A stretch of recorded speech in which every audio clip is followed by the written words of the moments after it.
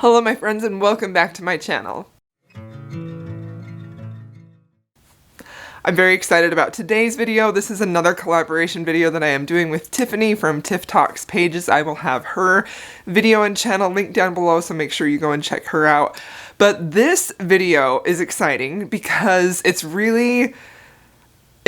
really an experience to think about the books that sort of opened up my horizons or allowed me to see things in a different point of view or in a different way.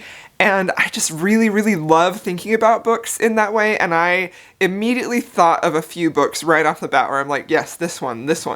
But then I ended up thinking about it a little more and I was like, so I have some that are like really obvious books that open my horizons, and then I have others that are a little more subtle or that just maybe pointed my reading in a different direction and made me look for things to enjoy in books. I don't know. So this is a list of some of the books that have really led me to sort of open my mind and consider reading books similar to these, but also consider people who may also be in these situations. And I think that's the thing that I love so much about reading fiction, and especially about reading romance, is because it really allows you to see other relationships or other people's points of view that you would never consider before. And so that is one out of a million reasons why I believe reading romance is such a valid form of experiencing the world around you, is because it really allows you to get into the shoes of someone else and think, how does this relationship work and why, you know? So anyway, okay, let's go ahead and get into it. I have a stack of books here. I'm real excited. I'm sure that these are not going to be surprising to you at some level, but maybe in others. So the first book I want to talk about is The Highwayman by Kerrigan Byrne. I'm going to scoot over so it can be over here. The Highwayman by Kerrigan Byrne was a formative book for me. I read this in March of 2020 when the world basically shut down, when COVID first happened. Everybody was staying home in the US for a couple of weeks, and Scribd came out and said, hey, we're going to let whoever wants to just listen to our audiobooks for these 2 weeks for free. And so I immediately took up that offer, because at that point I had only really been using Audible for my audiobooks. And I had heard Jessica from Peace Love Books talk about this book and rave about it. And the way that she talked about it made me want to read this book so badly. So I was thrilled to have this sort of no-risk opportunity to read this book, because at this point, early March 2020, I was not really a proud romance reader. I definitely read romances that were probably more mainstream, more traditionally published, like the Christina Laurens, my romance reading journey has been a lot of 2 steps forward, 2 steps back. And I do want to do a video about that in the future, so I'm not going to go into that too much here. But at this point in my life, I was reading a lot of fantasy, I was reading a lot of sci-fi, I was still reading some YA, but what I really wanted was just an epic romance, and I couldn't stop thinking about this book when I heard Jessica talk about it.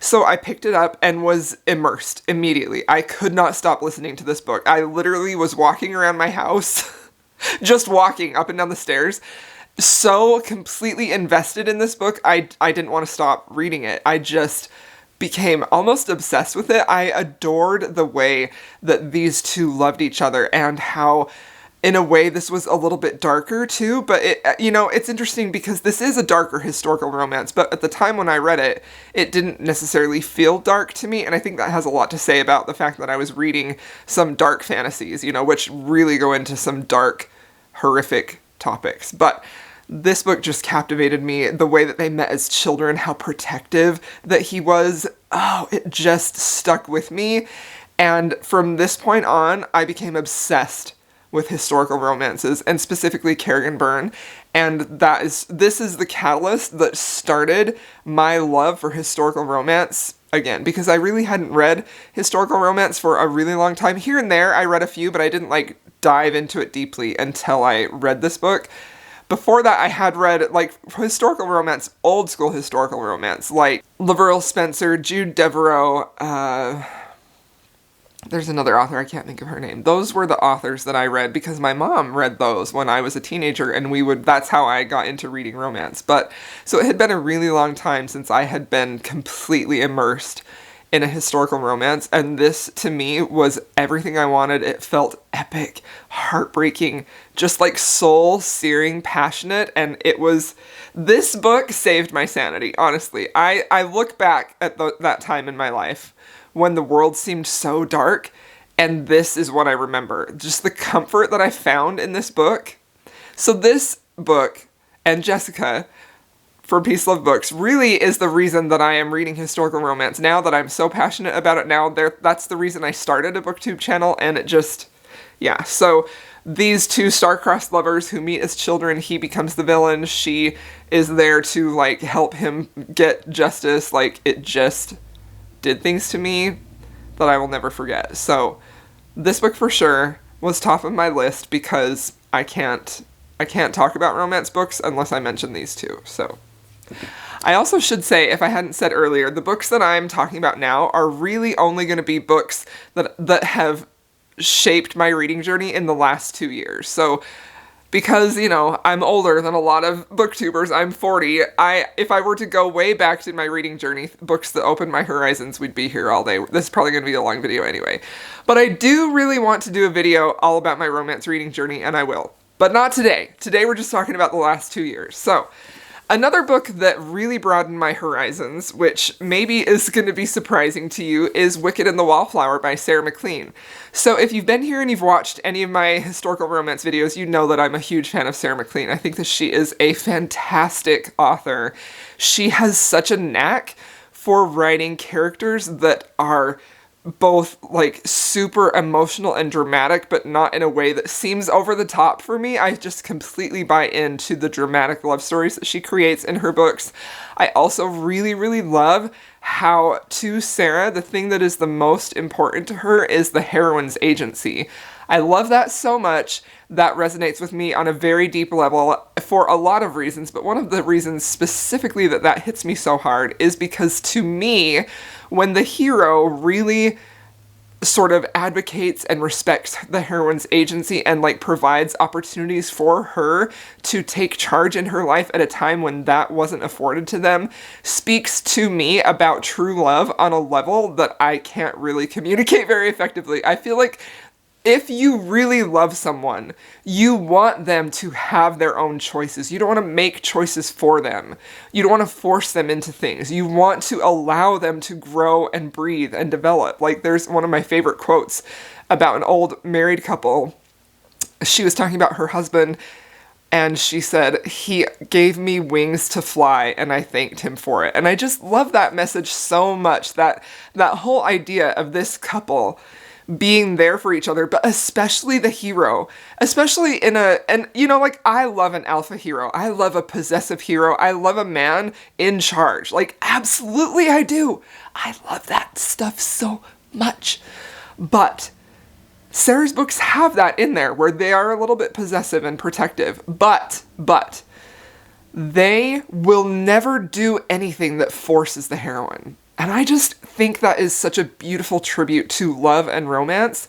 I just can't get enough of it. So when I read this book, this wasn't the first Sarah MacLean book that I had read, but this was the first book where I really saw that concept with Devil and Felicity, where he had this agenda for her. He wants her to sort of move things along in his own life that will benefit him. And then when it comes right down to it, when he realizes that he cannot use her or manipulate her or force her in that way, he wants her to be able to choose. Like, it just broke me. Honestly, I love that concept so much.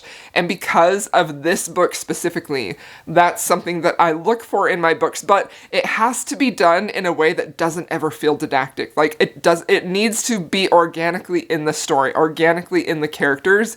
And that's why this book means so much to me, because Sarah does that. It never feels preachy. It never feels like she has an agenda. To me, my point of view, it feels like this is an organic expression of this man's love for this woman.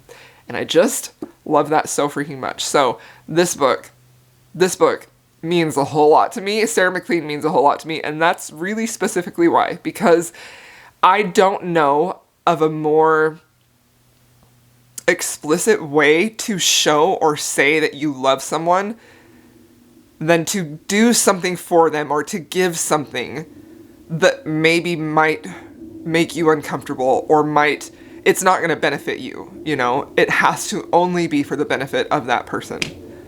Love this book. Okay, another book, which actually is not a historical, which really broadened my horizons, is Priest by Sierra Simone.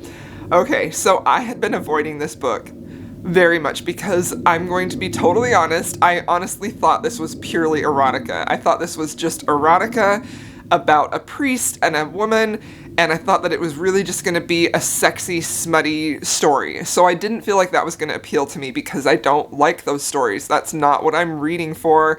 No shame at all if that's what you like, but that's not what I like. So I never picked it up because I really felt like I'm not going to like it. And if I read it, I'm going to probably give it a low rating, and that didn't seem fair. However, there were some comments that I kept getting from people who were like, you need to read this book. People that I trusted who know that I really want a character-driven romance, that I want some deep emotional, that I want there to be like an inner turmoil where this character is struggling with his desires or her desires. Like, I want to experience that. I want to experience the whole messy, emotional experience of being in love with someone that you shouldn't be. And I want it to be emotionally satisfying. And to me, that is exactly what this book was. This book about a priest who is really struggling with certain aspects of his faith, and if he wants to continue being a priest, some things that happened in his past, a woman, I was going to call her a human woman. Obviously they're human, but anyway, I'm not going to edit this out, but you know, I'm sorry, I probably should have edited that out. Anyway, a woman coming in there to confess, and they have this connection, and he feels this draw to her, that he obviously wants her, he wants a physical relationship with her. But I found this book so insightful into the struggle of wanting something so badly and knowing that you shouldn't do that, but also questioning, why shouldn't I do that? Why can't I have what I want? Like, I felt like that was just completely fascinating, and I adored it. This is definitely not like a romantic swoony read as much as the books that I mentioned previously, but the way that you follow Father Bell's thought process and how he's sort of deconstructing his faith and his beliefs, and the specific way that he talks about how he feels about God and what he believes that God thinks about him, hit me on a level that I was not prepared for. I honestly was not prepared for how much this book would speak to me and my own faith and my belief. I am a Christian, I'm not a Catholic, so I don't have that background there, but I have definitely struggled with my faith, and I've really had some questions, similar to what he has, about how a God actually loves his children and what he has planned for them, and I was completely bowled over and shook that I got that message in a very erotic, taboo romance. Like, the taboo element is definitely there. The erotic romance element is definitely there.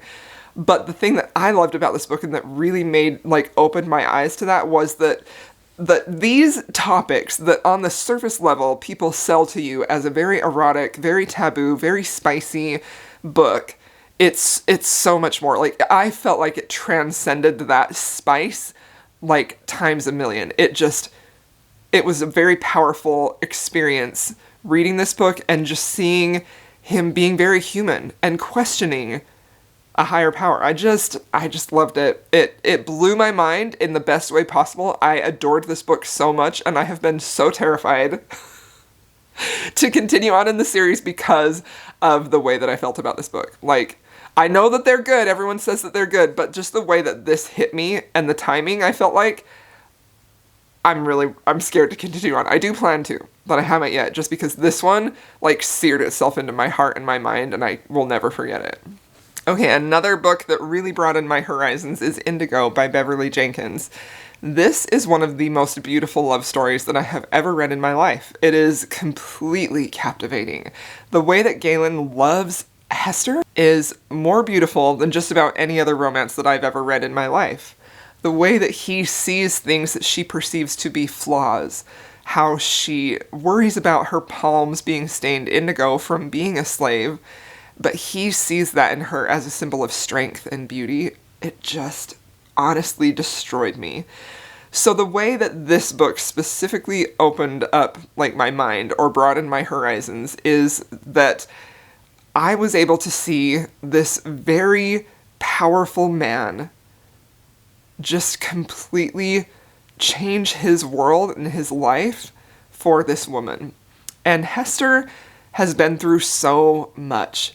And seeing what she came out of her life as a former slave, she's freed now, but how that continuously haunts her, and how she is just so completely stalwart and steadfast about life. Like, she does not allow herself to be mired in despair. She is the type of woman, and I feel like this is a hallmark of Beverly Jenkins heroines especially, that they are the type of woman that just, like, picks themselves up by the bootstraps and carries on with life. There's nothing about them that is going to be derailed or pushed down. They are the type of woman that stands up again and again and again. And it was a powerful story. It was so beautiful. Just stays in my heart again. Like, this is one of those books that I feel like I should have included in my video that I did last week about books that will make you believe in love, because I can't think of a more powerful love than the way that Galen and Hester love each other. It was a thing of beauty, and I feel like something else that was really powerful in this book for me is that even though it deals with the topic of slavery very deeply, it never focuses there in the suffering for the Black characters. It is all about them finding joy and love and happiness and happily ever after and triumphing. And I feel like that's such a powerful message for all romance readers, but especially for Black romance readers, to see that this isn't a book that is specifically about their trauma, that it's really about their love and joy. And I adore that so much. One of my favorite books of all time, forever. Okay, another book that totally opened my horizons, which is something that I don't enjoy reading, I've mentioned several times, is Torn by Carrie Ann Cole. So I have been pretty vocal about the fact that I do not enjoy reading romances where the heroine specifically is under 18. Even if she's 18, that still is a little bit, I don't know if I like that. Like, I want to read about my heroines who are in, like, their mid-20s and beyond. Or even, like, 23, you know, like, there's something about a very young heroine, and specifically a much older man, like, very young, I mean 17 or 18, that just unsettles me quite a bit. I don't enjoy reading that. It feels... I could go on, but I won't. I don't enjoy reading that. It feels icky to me. I don't like it. So I was really wary about this book. And if it hadn't been for Jesson telling me about how much that she loved this book and that she thought I would love it, I would never have picked this up, because just the knowing that she was 17 and he basically essentially raised her, she calls him her uncle, like, I just thought, I don't know if that book is going to be for me. But this is a case of something that I think I'm not going to like. And the author makes it work for me in a way that is so beautiful. 6-star read, cannot stop thinking about this book. Their romance was so completely believable to me. It never felt predatory. It was just a thing of beauty. It was almost like watching them fall in love or proclaim their feelings for each other. It was like, yes, of course you love each other. Of course you're meant to be together. It was so beautiful watching these two fight and struggle with societal constraints, or her father who, you know, he's friends with. Like, it was angsty, and I loved it, but I never ever once doubted that these two loved each other. It was just a thing of beauty. Alright, so the next book that I have that opened my horizons is Sea of Ruin by Pam Godwin. This is the first Pam Godwin book that I read, and I will say I was not prepared for how dark this book was going to get. For me personally, at this time when I read this in 2020, I really wasn't reading dark romance. And the dark romances that I read were more dark in a way that the characters were in situations that were dark. You know, like, there was abuse, there was trauma happening to the characters. Up to this point, I had never read a book where there was non-consent between the hero and the heroine. I had never read that before. Dubious consent, yes. Non-consent, I had never read that before. So when I read this book, and the hero, one of the heroes, assaults the heroine When she explicitly told him no, I honestly almost DNF'd it. This is a pirate romance. Our heroine is incredibly strong. She's a pirate captain. She's captured by a naval captain who, is out to get pirates when she is basically on the run from her ex-husband who wants to come and get her back. And she has a relationship with these two men.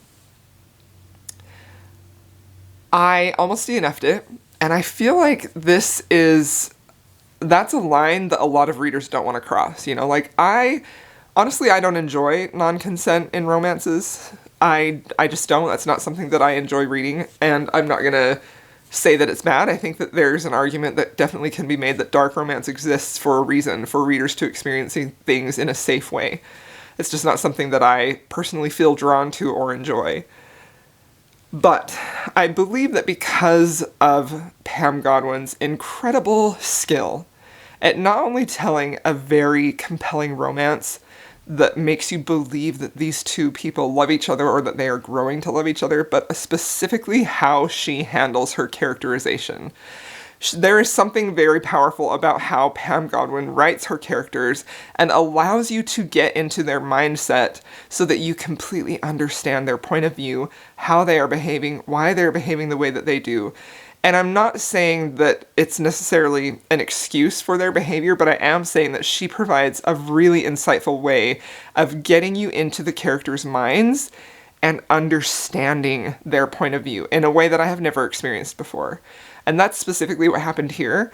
I think that Jen, I think she specifically wanted me to read this from the book Refuge. And this was really early on in our friendship, and I was messaging her, and I'm like, I don't know how I feel about this. And she's like, just keep going, please. And if I hadn't had her there to be like, hey, it's going to be okay, I would have DNF'd it because it was very unsettling to me. But I'm so glad that I kept reading it because this also has become one of my favorite books of all time. It's very powerful. There's something that is very satisfying for me about reading about characters who do some really dark things, but still find love anyway. I think that speaks to, my desire of finding love and acceptance in all forms, no matter what maybe has happened in your life, has happened to you, or things that you have done. I think that we all, at some point, obviously we're not doing super extremely bad things, but all of us have done things that we wish we hadn't, or that maybe make us feel like we aren't worthy of love.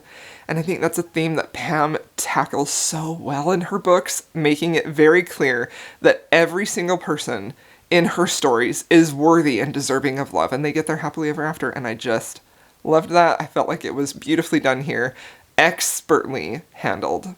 Fantastic book.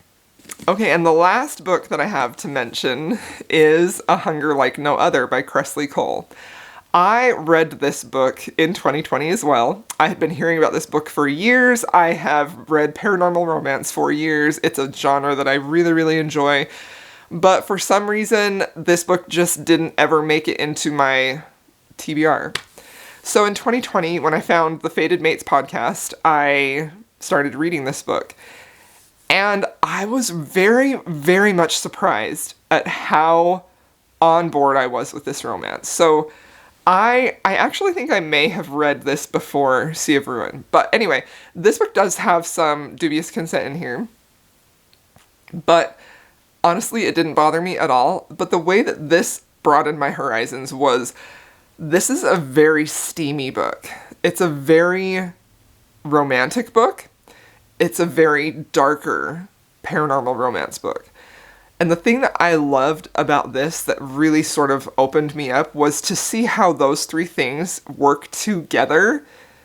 And if they had been in here just individually or without the other aspects, this book wouldn't have worked for me. So the combination of having a very erotic book and having a deeply emotional romance where they feel like they are soulmates, and also having this sense of adventure, a very fast-paced story, and some really darker themes where bad things are happening to these characters, just makes this book and this series work for me on a level that I did not anticipate. I quickly became obsessed with this book, this series.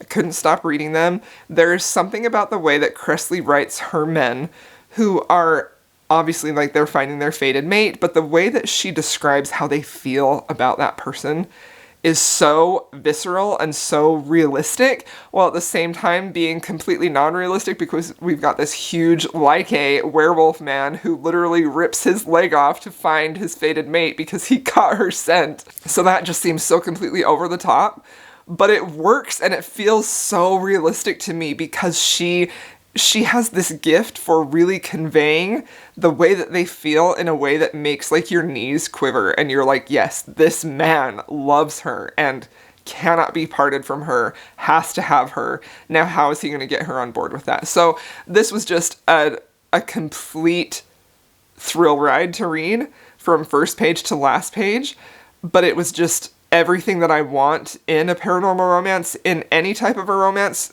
Just it has all the elements that I love that I didn't really notice were things that I liked until I saw them all put together here in a very perfect package, I felt like. So this book, this series, is very near and dear to my heart, and it's for that reason that it really made me realize, like, when all of these things work together, a powerful romance, very erotic, steamy scenes, and darker plot elements that are really conveying the action of the story, like, that is probably my favorite place to be in a romance. I just loved it so much. So, all right, my friends, there we have it. These are the books that have broadened my horizons. I hope you enjoyed this video. Please let me know down below if you have a book that did that for you, because I'd love to give that a try. And if you just want to leave me an emoji, please feel free to leave a wolf. And I'll see y'all in my next video.